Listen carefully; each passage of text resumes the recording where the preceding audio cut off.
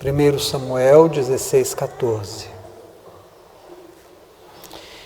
E o Espírito do Senhor se retirou de Saul, e o assombrava um espírito mau da parte do Senhor.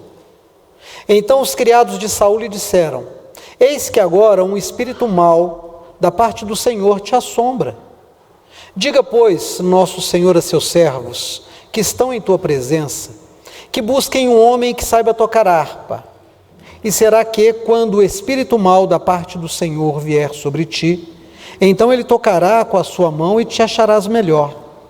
Então disse Saul aos seus servos: buscai-me, pois, um homem que toque bem e trazei-mo. Então respondeu um dos jovens e disse: eis que tenho visto um filho de Jessé, o belemita, que sabe tocar e é valente e animoso, homem de guerra e sisudo em palavras, de gentil presença. O Senhor é com ele. E Saul enviou mensageiros a Jessé, dizendo: envia-me Davi teu filho, o que está com as ovelhas. Então tomou Jessé um jumento carregado de pão e um odre de vinho e um cabrito, e enviou-os a Saul pela mão de Davi seu filho. Assim, Davi veio a Saul e esteve perante ele, e o amou muito, e foi seu pajem de armas. Então Saul mandou dizer a Jessé: deixe estar Davi perante mim, pois achou graça aos meus olhos. E sucedia que, quando o espírito mau da parte de Deus vinha sobre Saul, Davi tomava a harpa e a tocava com a sua mão. Então Saul sentia-se aliviado, achava-se muito melhor, e o espírito mau se retirava dele. Capítulo 18, por favor, verso 10. E aconteceu ao outro dia que o mau espírito da parte de Deus se apoderou de Saul, e ele profetizava no meio da casa. E Davi tangia a harpa com a sua mão, como de dia em dia.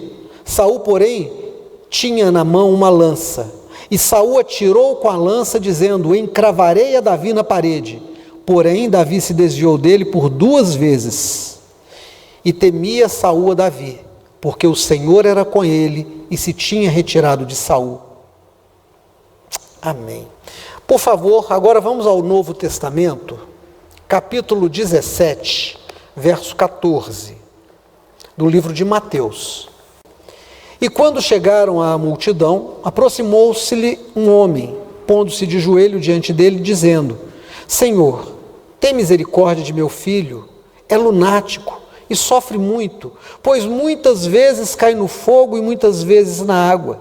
E trouxe aos teus discípulos e não puderam curá-lo. E Jesus respondendo disse: ó geração incrédula e perversa, até quando estarei eu convosco? E até quando vós sofrerei? Trazei-mo aqui. E repreendeu Jesus o demônio que saiu dele, e desde aquela hora o menino sarou. Então os discípulos, aproximando-se de Jesus em particular, disseram: por que não podemos nós expulsá-lo? E Jesus lhes disse: por causa da pequenez de vossa fé. Porque em verdade vos digo que se tiverdes fé como um grão de mostarda, direis a essa montanha: passa daqui para ali, e há de passar, e nada vos será impossível. Mas essa casta de demônio não se expulsa senão pela oração e pelo jejum. Amém. Irmãos,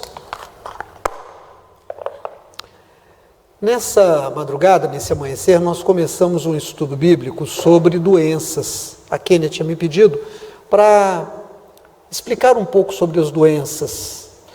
E eu fiz um texto pequeno, não muito grande, até porque é pelo Zap. E eu estava mostrando que existem as doenças físicas, que são causadas por desequilíbrios, as doenças mentais da psique, que também têm uma origem humana, e tem as doenças espirituais.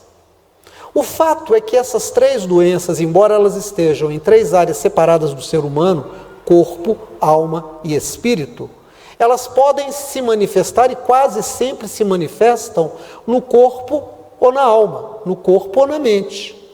E às vezes é bastante difícil descobrir a origem da doença. Uma doença física pode acarretar uma doença psicológica. Uma doença psicológica não vai operar uma doença espiritual. Uma doença espiritual pode operar uma doença física e uma doença mental, psicológica. O que nós vemos aqui, tanto no chamado Antigo Testamento como no chamado Novo Testamento, eu gosto de explicar que não existe Velho Testamento, não existe Antigo Testamento.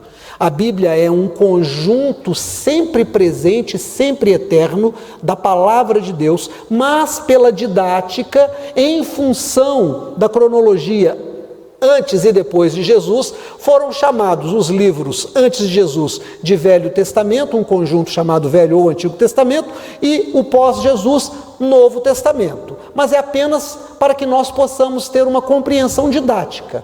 Mas a Bíblia é uma coisa só. Então é perigoso quando a gente encontra pessoas desvalorizando o chamado Antigo Testamento, porque ele não passou. Ele continua tão presente como o Novo Testamento. Tanto que nós encontramos a história de Saul, o primeiro rei de Israel. Não foi um homem qualquer, não foi um homem eleito em função de fake news, como atualmente a gente vê por aí. Não foi um homem que angariou a simpatia do povo prometendo 1000 coisas, mas ele foi apontado pelo próprio Deus. Deus escolheu Saul para ser o rei de Israel. Deus chama Samuel e diz: o povo quer um rei que seja de carne, então você vai ungir Saul como o rei de Israel. E a Bíblia diz que ele era um homem muito alto, ele era um homem que em dado momento profetizou no meio dos profetas, dos filhos dos profetas, era um homem que temia Deus, era um homem que agradava ao Senhor, e começa o ministério, começa a sua função de rei muito bem. Mas em algum momento ele começou a ser seduzido pelo que o poder oferecia, pela riqueza, pelo conforto, pela avareza. Aquilo começou a mexer com a estrutura dele e ele começou a sofrer de uma coisa chamada egolatria. Ele começou a idolatrar a si mesmo. Ele começou a achar que ele era alguém muito, muito especial, a ponto de não se ver mais como servo de Deus. Houve um momento em que Deus dá uma missão a Saul para que ele fosse a determinado lugar e exterminasse o rei e os servos de um rei que eram inimigos de Israel. Palavra de Deus muito bem dirigida, muito bem explicada, que nenhum animal deveria ser poupado, mas deveriam ser mortos todos que estavam naquele lugar, porque representavam uma ameaça muito grande ao plano de Deus para Israel, como precursor do cristianismo. O que ele faz? Ele faz uma aliança com o rei, porque ele se entendeu um político de primeiro escalão internacional, ele se entendeu um estrategista e criou um estratagema de negociação de nações, e ele preserva a vida daquele rei, ele traz os animais todos, porque ele achou que ia ficar mais rico, incorporando todo aquele rebanho que havia sido encontrado na mão daquele rei, e trazendo para Israel. Quando o profeta e sacerdote Samuel ouve a voz de Deus, Deus diz: olha, Saul já se desviou de mim, Saul já se colocou no meu lugar, não há mais um trono de Deus no coração de Saul. Saul ama mais a si mesmo. Então Samuel vem para conversar com Saul e diz: mas você desobedeceu a Deus? Ele disse: não, pelo contrário, eu fiz melhor do que Deus mandou. Irmão, você pode imaginar isso? Alguém que acha que pode fazer algo melhor do que Deus. Se ele apenas quisesse ajudar, Deus já seria ruim. Deus não precisa da ajuda do homem. A Bíblia diz que nós somos cooperadores de Deus na medida exata de que ouvindo obedecemos. Não na medida em que não ouvindo ou ouvindo desobedecemos. Desobedecer a Deus é o pior de todos os pecados. E foi exatamente o que ele fez. E quando ele disse: não, eu fiz melhor, uma ovelha baliu. E aí o profeta sacerdote pergunta: mas que barulho é esse que eu estou ouvindo? Ele disse: eu trouxe todos os animais para oferecer um grande sacrifício a Deus. E a pergunta do homem de Deus foi: agrada-se Deus mais de sacrifício do que de obediência? Deus se agrada mais de obediência. E a partir daquele momento, Deus recusa aquele homem, Saul, para estar na presença dele. Deus retira dele o Espírito. E na medida em que Deus retira o seu Espírito Santo da vida de uma pessoa, aquele habitáculo, aquela casa espiritual fica vazia. Irmãos, é mais ou menos como se houvesse um movimento sem corpo. É o MSC, movimento sem corpo espiritual. Os demônios que estão sem morada, que estão em lugares áridos, como Jesus ensinou, eles procuram lugares onde Deus já habitou, onde Deus já construiu algo, onde Deus já fez algo perfeito, mas que Deus agora ausente, porque o homem desobedece e se afasta dos caminhos do Senhor. Esses demônios podem entrar na vida da pessoa. E quem é que entra na vida de Saul? Um espírito maligno. E a Bíblia diz: um espírito que veio da parte do Senhor. Quando diz veio da parte do Senhor, não está apenas dizendo: mas Deus olhou e disse: demônio, eu quero que Saul fique endemoniado, é a minha vingança contra ele. Não, não é isso. Mas é o reconhecimento de que todas as coisas provêm de Deus, que não existe nada que tenha autonomia nesse mundo, porque se alguma coisa houver, ou alguém houver que tenha autonomia, concorre com o próprio Deus e impede igualdade. Porque se algo não depende de Deus, se algo não vem de Deus, esse algo é Deus também. E então nós vamos sair de um monoteísmo para um politeísmo. Então o escritor disse: veio da parte do Senhor, como todas as coisas vêm. O bem e o mal procedem de Deus. Não é à toa que está escrito em Isaías: eu faço o bem e faço o mal, crio a luz e crio as trevas, eu, o Senhor. Esse espírito agora mora e perturba. Ele tem uma doença psicológica, ele tem uma doença em que ele começa a se sentir mal. Eu não sei se manifestava-se como uma depressão, eu não sei se manifestava-se como uma síndrome do pânico, eu não sei que tipo de doença psicológica se manifestava, mas ela se manifestava psicológica, mas a sua origem era espiritual. E qual era a origem da doença espiritual? Desobediência a Deus. E qual foi a desobediência? Ele tirou Deus do coração dele, tirou Deus do primeiro lugar e colocou o seu próprio ego. Egolatria. A egolatria endurece a visão que o homem tem de Deus, e o homem começa a contemplar a sua face. Um narcisismo exagerado. O homem começa a se amar.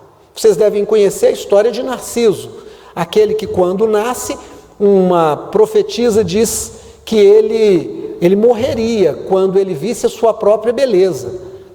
Então tiram todos os espelhos, todo o metal polido que havia dentro de casa, para que ele não morresse. Mas um dia ele sai de casa e vai à beira de um rio. E quando ele começa a contemplar as águas do rio, e o nome dele era Narciso, ele se apaixona pela beleza dele. E ele vai chegando cada vez mais perto dele mesmo, contemplando, se admirando: como eu sou bonito. Eu imagino que aquele rio funcionava mais ou menos como uma selfie. Ele começou a tirar selfie dele mesmo, ele se encantou com ele: como eu sou bonito, como eu sou maravilhoso. Ele começou a fazer poses e de repente, caiu dentro da água e morreu afogado. Quantas pessoas hoje estão se afogando na imagem que fazem de si mesmos? Quantas pessoas estão apaixonadas por elas, porque elas são maravilhosas, elas são inteligentes, elas são sábias, elas são grandes, elas são poderosas, elas são ricas, elas são maravilhosas, elas são fortes, elas são sensacionais. E quando elas começam a se apaixonar por elas mesmas, elas começam a fazer exatamente aquilo que Saul fez. Começam a colocar as suas coisas em primeiro lugar e deixar as coisas de Deus do lado. Eu vou fazer aquilo que é mais importante para mim, porque afinal de contas eu sou o mais importante, eu sou o Deus de mim mesmo, eu me idolatro. É egolatria. Exatamente como aquele homem Saul. E aí o espírito maligno entra na vida da pessoa, e um dia ela começa a mancar, e vai no ortopedista, e faz todos os exames, e gasta dinheiro, e gasta tempo, e não aparece nada. e começa a ter problemas, visões, vultos passando, ouvindo vozes, começa a levantar e sem nada, começa a ficar tonta, e começa a ficar desconfiada que alguém está seguindo, e começa a manifestar sintomas, vai a um psiquiatra e sai do psiquiatra com uma receita, que vai deixar o dono da Pague Menos, da Drogaria Araújo, da Droga Max, e dessas farmácias todas muito felizes, porque não tem remédio naquela lista menor de um valor de R$200, e ela vai gastar grande parte do salário dela, se não todo, em tomar remédio, e vai de mal a pior. Por quê? Porque é uma doença espiritual se manifestando no psicológico, e que se manifesta no corpo, e o tratamento que não vai resolver porque não atinge a causa espiritual, vai levar o corpo a uma falência. Então há um efeito colateral de qualquer remédio, irmãos. Que coisa maravilhosa é tomar café. Café é maravilhoso. Você toma um pouquinho de café todos os dias e você vai ficar, bacana, mas toma exageradamente para ver o que vai acontecer com você. Você vai passar mal. Você vai ter problemas sérios de saúde. A água é maravilhosa, nós precisamos de muita água. Mas toma água exageradamente e veja o que vai acontecer com o pH do seu corpo. Então o efeito colateral de um remédio que não é apropriado, porque não atinge a origem daquele mal, vai agora prejudicar ainda mais o corpo, e a Bíblia vai se cumprir. Um abismo chama outro abismo, e o último estado daquela pessoa é pior do que o primeiro. É isso que acontece. Mas você quer ver uma coisa interessante? Alguém vai dizer, mas pastor, eu estou na igreja, eu estou orando, eu leio a Bíblia, eu sou bom, eu distribuo cesta básica, eu evangelizo. Tá, mas quando você faz isso, você faz para cumprir tabela, você faz por desencargo de consciência, você faz para que os outros vejam, você faz para que a turminha continue te amando, você faz para que o pastor não ache ruim, você faz para engambelar Deus. Não faz de coração para o Senhor. Você tem uma vida espiritual. Você quer ver uma coisa interessante? Nós somos para o capítulo 18 e a Bíblia diz que quando o espírito mau tomava, se apossava de Saul, ele começava a profetizar no meio da casa. Irmãos, que interessante. O diabo, ele tem uma capacidade, Satanás tem uma capacidade de mimetismo, de se fazer parecer com as coisas de Deus. Paulo explicando isso, lá em Coríntios, ele vai dizer assim, não é muito que os obreiros do diabo se pareçam com obreiros de Deus, porque o próprio diabo se faz parecer com anjo de luz. Ele tem voz de cordeiro, mas é dragão, como diz em Apocalipse. Então ele toma Saul, e ele começa a profetizar, e as pessoas da casa vão dizer, mas Saul é homem de Deus, mas Saul não vai ao templo, mas ele é homem de Deus, mas Saul não oferta, mas ele é homem de Deus porque ele profetiza, mas Saul não é fiel nos dízimos, não, mas ele é homem de Deus porque ele profetiza, mas Saul não cuida dos pobres, não, mas ele é homem de Deus porque ele profetiza. O diabo estava não apenas tomando Saul, mas estava enganando as pessoas ao redor de Saul. Mas sabe de uma coisa? Deus era com Davi. E quando aquele homem, Saul, começa a ficar atormentado pelo espírito maligno, quando ele começa a levantar com problemas, quando ele começa a falar sozinho, quando ele começa a procurar a voz que o chamou, a pessoa que passou correndo, quando ele começa a ter problemas sérios, as pessoas que tinham uma experiência com Deus, provavelmente aqueles que nas madrugadas estavam em oração, aqueles que estudavam a Torá, aqueles que estavam diante do Senhor com as suas ofertas, os seus sacrifícios, lá no templo, aqueles que amavam ao Senhor, no tabernáculo, falaram, olha, tem demônio nesse negócio, tem urucubaca de demônio nisso, a gente está sentindo a catinga de demônio dentro do palácio. Sabe, irmãos, quando um demônio ou mais de um demônio chega na vida de uma pessoa, se alguém que anda com Deus passa, ela percebe um nhaca de demônio, é uma catinga. Você chega num lugar onde tem muito rato, você percebe o cheiro de rato. Você abre um guarda-roupa que não está adequadamente limpo, isolado, que tem muita barata, tem cheiro de barata. Se a pessoa não toma banho, ela fica com catinga. deixa uma nhaca no ar. Aqueles que estavam mais próximos de Saul e que amavam a Deus e que buscavam a Deus, perceberam que aquela doença não era normal, que aqueles sintomas, aquelas manifestações não eram normais, não eram. Então disseram: tem demônio nisso aí, tem um espírito maligno, e isso veio da parte do Senhor, porque você está colocando as coisas do Senhor em segundo lugar, ó rei. Quer melhorar? Chama alguém que é de Deus e põe do seu lado. Irmãos, é impressionante, porque há um verso apócrifo num livro de Provérbios, que é considerado de autoria de Salomão, mas não está na Bíblia, mas que tem um versículo que diz assim: dize-me com quem andas e te direi quem és. Isso é sabedoria. Chamaram Saul e disseram: coloque-se ao lado do rei meu senhor, um homem de Deus que saiba louvar ao Senhor.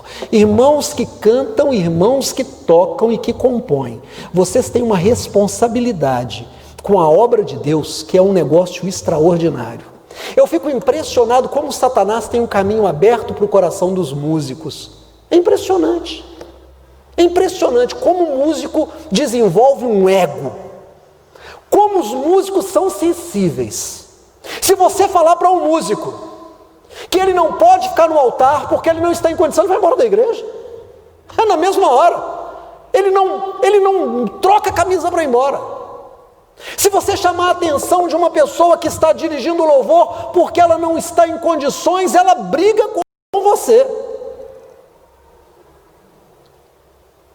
Eu fico imaginando se os músicos profissionais que tocam com os grandes nomes da música tivessem o mesmo comportamento dos músicos de igreja. Irmãos, a indústria musical já tinha quebrado. Porque um músico profissional, para tocar com, sei lá, vamos falar aí, grandes músicos, Roberto Carlos. Vocês já foram no show do Roberto Carlos? Quem já foi no show do Roberto Carlos? É bom, não é, Beto? É muito bom.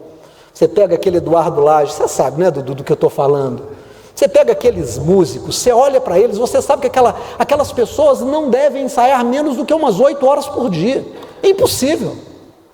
A perfeição. Mas já viu músico de igreja? Músico de igreja é o seguinte, ele chega na hora. E se alguém do grupo fala: olha, mas nós marcamos ensaio 6 horas, o culto começa às 7h30, você está chegando às 7h25, sabe o que ele responde? Não, mas eu sei.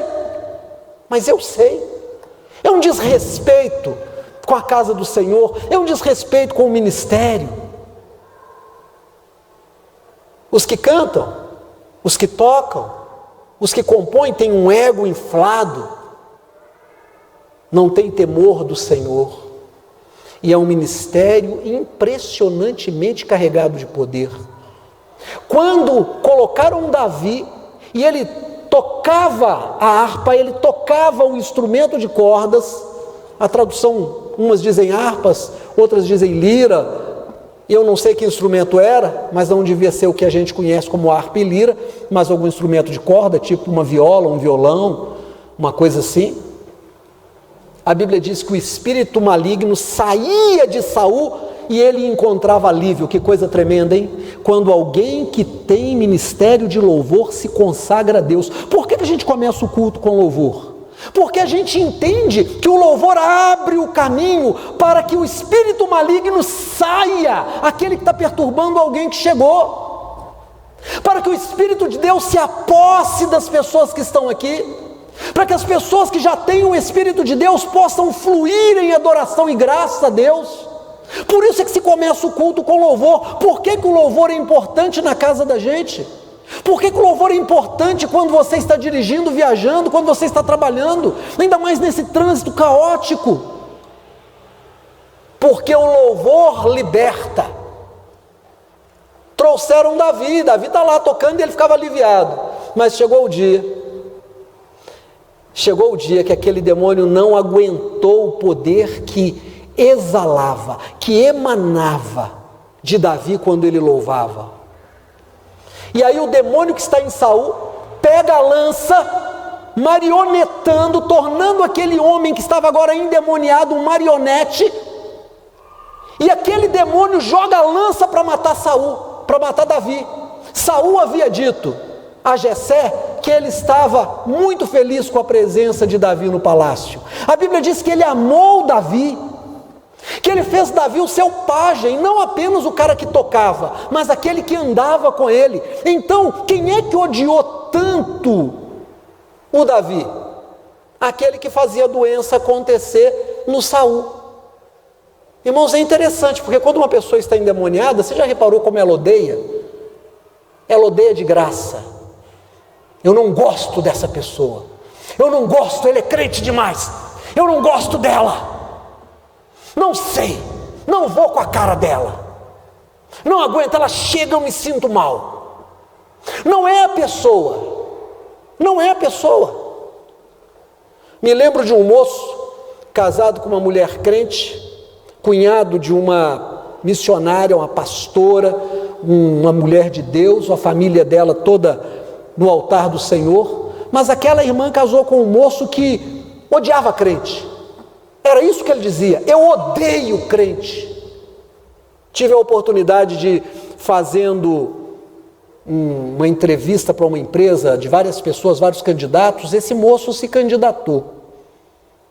E eu disse para essa irmã: olha, manda seu marido lá. Ela ficou sabendo que tinha uma vaga na empresa para quem eu prestava serviço. Eu disse: eu vou estar na igreja, o culto começa às 7h30, disse para ele chegar às 7 horas. E ele foi, mas quando ele chegou na porta da igreja, não era aqui, ele parou, e ele pediu alguém para dizer assim: olha, avisa para o pastor que eu estou aqui fora. Eu falei: fala com ele para entrar. Aí a pessoa falou, disse: ó, o pastor está te chamando para entrar, vai fazer a entrevista, vai pegar seu currículo. E ele mandou dizer: não, eu não entro em igreja não. E aí eu mandei dizer para ele: bom, então você não entra em igreja, eu também não vou ir fora não. Aí ele entrou, meio na marra, calado, acabou conseguindo a vaga. Eu fiquei na empresa um tempo prestando um outro serviço, trabalhei com ele sempre de cara fechada. Passou um tempo, já não estava mais prestando serviço para essa empresa, ele também já tinha saído. Um dia aquela pastora, hoje missionária, me contou, disse: olha, nós estávamos em casa louvando, estava o irmão dele que é crente, e de repente ele deu um grito, e começou a xingar, e caiu, estribuchou, e entrava debaixo dos móveis. E aí nós nos reunimos e pusemos a mão e lutamos contra aquela potestade, e mandamos o demônio embora, e aquilo saiu da vida dele. Irmão, sabe o que aconteceu a partir daí? Ele virou outra pessoa, um doce de pessoa, um homem de Deus.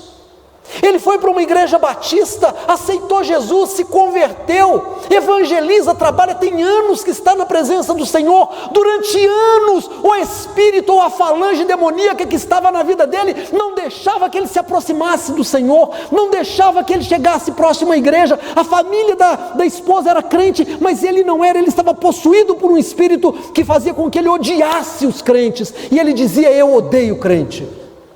De vez em quando encontro com ele, dou um abraço, pergunto como é que ele está, e ele diz: glória a Deus, estou firme com Jesus. Como que muda? Como que muda?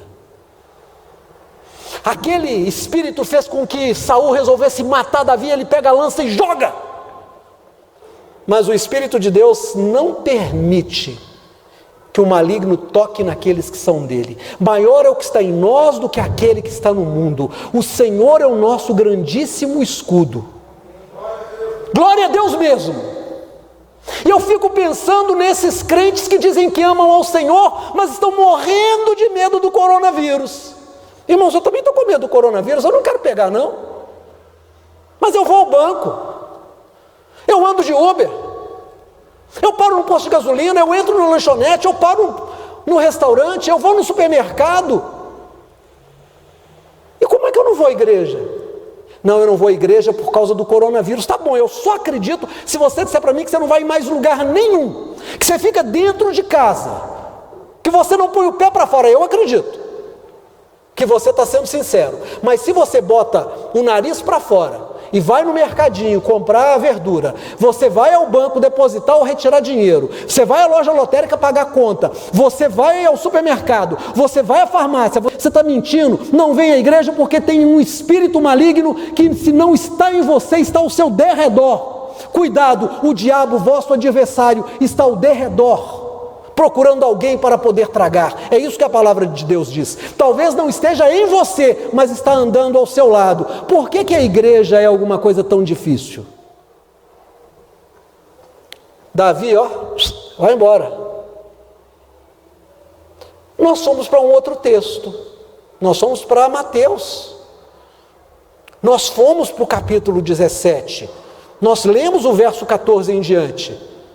Jesus tinha ido ao monte, havia se transfigurado diante de Pedro, Tiago e João, havia descido, a glória de Deus havia se manifestado no cume do monte. Jesus desce, uma multidão vem correndo se encontrar com Jesus, os discípulos também. Dentre a multidão, um homem se atira aos pés do Senhor Jesus e diz: Senhor, meu filho está muito doente, tem hora que ele tem convulsão e ele cai. Talvez alguém hoje olhando diria epilepsia, só que tinha um detalhe: ele caía na água e caía no fogo. Algo nele queria matá-lo. E o pai diz: Senhor, eu trouxe aos teus discípulos e eles não puderam fazer nada. Se tu podes fazer alguma coisa, nos ajude. Meu filho é muito novo e ele já está queimado, ele já está machucado. Aquilo que está nele o joga na água, aquilo que está nele o joga em convulsão, no fogo. Irmãos, eu fico imaginando os terapeutas de hoje, como é que a gente trataria, hein? Lítio, transtorno de personalidade dissociativa, no mínimo. Pode entrar com lítio, pode entrar com Rivotril, pode entrar com um monte de remédio. No mínimo 5, ideal 10. E se não melhorar, eletrochoque. E se não melhorar, interna. Mas a doença não era psicológica, não era neurológica, a doença era espiritual. Jesus diz: traz o menino aqui, traz o garoto, traz o guri. Quando trouxeram o menino, quando chegou perto de Jesus, o que aconteceu? A mesma coisa que aconteceu com Saul. Não aguentou a glória do Senhor, não aguentou a presença do Espírito Santo, não aguentou o louvor que emanava dos anjos que estavam ali ao redor e que entoavam glórias a Deus onde quer que Jesus estivesse. E o espírito maligno então pega o menino e o joga no chão para o matar. Jesus expulsa o demônio e o menino respira. A cura acontece. Doença espiritual, cura espiritual. Se manifestou na psique, se manifestou no corpo, mas a cura era espiritual porque a doença era espiritual. Não adiantava tratar com remédio, não adiantava tratar em clínica, precisava de libertação. Quantas pessoas hoje estão há anos tomando remédio, quantas pessoas estão fazendo tratamento caríssimos e o que elas têm é possessão ou opressão maligna? Porque a possessão é quando o espírito maligno entrou no corpo, na mente da pessoa. A opressão maligna é quando ele está ao redor. É isso que a Bíblia nos ensina. E aí o que acontece? Os discípulos chegam para Jesus, presta atenção nisso, e dizem assim: por que nós não podemos expulsá-lo? E Jesus disse: se vocês tiverem fé como um grão de mostarda, que é a menor de todas as sementes, vocês vão dizer a esse monte, o monte que ele tinha se transfigurado, que estava atrás dele, vocês vão dizer a esse monte: atira-te no mar, e ele vai. Olha aqui para mim em nome de Jesus. Como é que alguém fica desempregado? Como é que alguém não consegue constituir família? Como que alguém não consegue ficar livre de uma enfermidade? Ou a palavra de Deus mente, ou nós estamos mentindo para nós mesmos. Porque Jesus disse que se nós tivermos fé como um grão de mostarda, a nossa palavra vai desencadear um poder tão grande que se a gente disser para a montanha: sai daqui, pula para ali, ela vai sair. Qual é o inimigo da fé? Jesus vai dizer, está escrito. Jesus disse: olha, vocês não puderam porque não têm fé, se tivessem fé fariam. Mas essa casta de demônio só se expulsa com jejum e oração. Aí alguém vai dizer assim, numa leitura superficial, numa exegese superficial: então eu vou jejuar, vou parar de comer, e vou orar muito, vai resolver. Não vai. Mas Jesus disse, com esse entendimento não vai. Por que que não vai? Porque aí não haveria poder no nome de Jesus, haveria poder na ausência da comida no corpo e na oração. Bastava orar, jejuar, eu chegaria para qualquer demônio e diria, demônio, sai, e o bicho sairia. Eu não precisaria nem do nome de Jesus. Então por que que o jejum e a oração são fundamentais? Simples, irmão. Não tem vida espiritual sem oração e sem jejum. Não tem comunhão com Deus. Quem ora precisa tirar tempo para oração. Eu fui visitar uma irmã que perdeu o marido há algum tempo, essa semana. Cheguei, a família estava toda reunida, eles estavam na hora do almoço, e foi uma hora boa, né, hora de chegar, mas eu já tinha almoçado. E aí me convidaram, senta aqui, pastor, são sempre muito carinhosos comigo. Eu sentei para conversar, e aí senti falta de uma das meninas. É uma família que eu conheço há muito tempo, já casei o casal que o marido morreu, casei as meninas, já batizei na família, gente que eu amo muito. E eu perguntei, cadê a mais nova? Ela está estudando. Aí a mãe disse para mim, pastor, ela fica 6 horas por dia estudando. 6 horas por dia estudando. Eu vi um documentário sobre o ensino fundamental, ou aquilo que a gente chama de fundamental no Brasil, mas na Coreia do Sul. Sabe qual é a carga de estudo das crianças lá? 10 horas por dia. E antes dessa pandemia, as escolas lá tinham pequenos biomos que separavam os alunos para que eles se concentrassem. O Globo Repórter há algum tempo mostrou como é no Japão. Os alunos que são um pouco mais experientes ensinam para os recém-chegados. Dedicação. Quando Jesus disse sem oração e sem jejum você não expulsa o demônio, significa que você precisa dar tempo a Deus para que Ele encha a sua vida. Você precisa ter vida na presença de Deus, oração constante, a oração de louvor, de gratidão, ações de graça, apresentando a Deus as suas petições, a sua intercessão pelos santos, a sua intercessão pelos homens, apresentando a Deus a sua, como nós estudamos na escola dominical hoje, a sua revolta diante das injustiças. Sem oração e jejum, sem consagração, esquece. Você não tem Deus na sua vida para expulsar demônio, não tem. E sabe o que pode acontecer se você tentar? O que aconteceu com os filhos de Seva, que estão em Atos dos Apóstolos. 7 judeus, filhos de um sacerdote chamado Seva, vendo que Paulo expulsava demônios pelo nome de Jesus, encontraram um endemoniado, se reuniram e disseram, em nome de Jesus a quem Paulo prega, sai dele. A Bíblia diz que o endemoniado respondeu, eu conheço Paulo, eu sei quem é Jesus, mas e vós, quem sois? E vós, quem sois? E partindo para cima deles, venceu os 7 e eles fugiram com as roupas rasgadas, quase nus, porque ele foi mais forte do que os 7. Irmãos, olha para mim em nome de Jesus. Você quer brincar com o mundo espiritual? Tem gente que não acredita no mundo espiritual. E eu defendo a liberdade dessa pessoa não acreditar. Ela tem o direito de não acreditar, mas não significa que ela não sofre a influência. Mas se você, como eu, acredita na palavra de Deus, a palavra de Deus está dizendo para você tomar cuidado com as doenças espirituais. Porque as doenças espirituais não são apenas de manifestações físicas, mas de manifestações psicológicas, e pasmem, também de entraves sociais. A pessoa não prospera na vida profissional, se forma, faz direito, faz engenharia, faz fisioterapia, faz psicologia, faz qualquer gia da vida, mas não consegue trabalhar. Entra numa empresa e sai.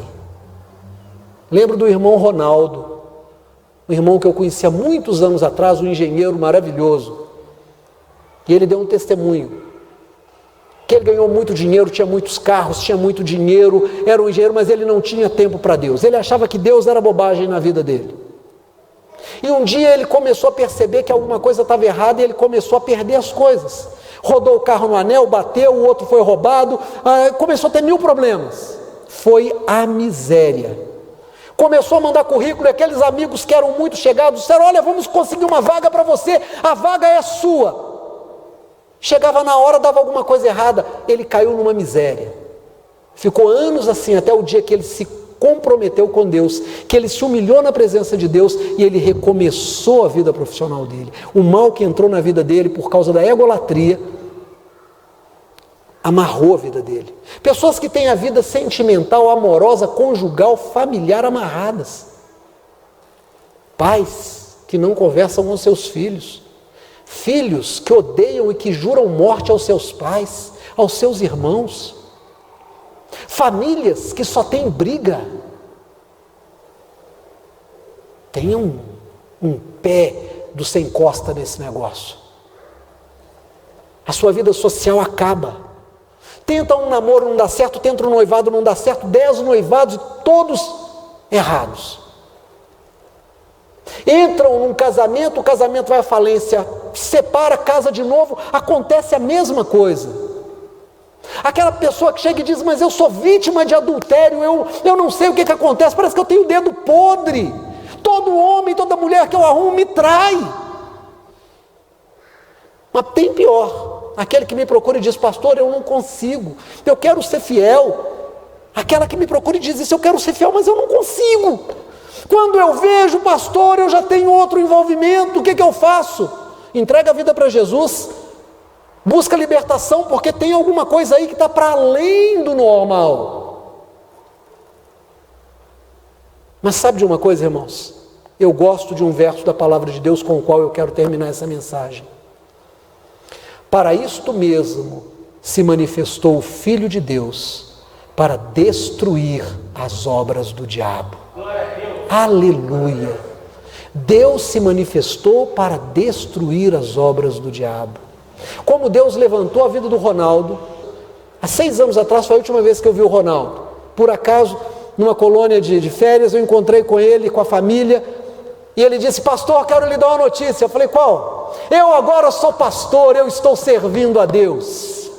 Não apenas engenheiro, mas um engenheiro pastor. Como que mudou? Como que mudou? Como aquele menino voltou para casa depois que teve um encontro com Jesus. Mas sabe, Saul continuou no pecado da egolatria e na distância de Deus e lutando contra Deus. Sabe como é que ele morreu? Se atirando sobre a própria lança, porque sabia que o inimigo ia cortar o pescoço dele. Escolhe o caminho que você quer andar nele. Se você quer andar no caminho chamado caminho santo, anda na presença do Senhor. Mas se você não quer o Senhor na sua vida, saiba que você vai de mal a pior. Ainda que por um tempo você ache que está indo muito bem. Vai chegar um momento em que você vai dizer: não tenho nessa vida contentamento. Se você ainda tiver tempo, volta depressa para os caminhos do Senhor. Ache os caminhos do Senhor. Porque em Deus, nós sempre temos uma porta aberta dizendo: vem, você que está cansado e sobrecarregado, e eu te aliviarei. Tomarei o teu peso, colocarei sobre mim e te ensinarei os meus caminhos, porque eu sou manso e humilde de coração. Fique de pé em nome do Senhor Jesus.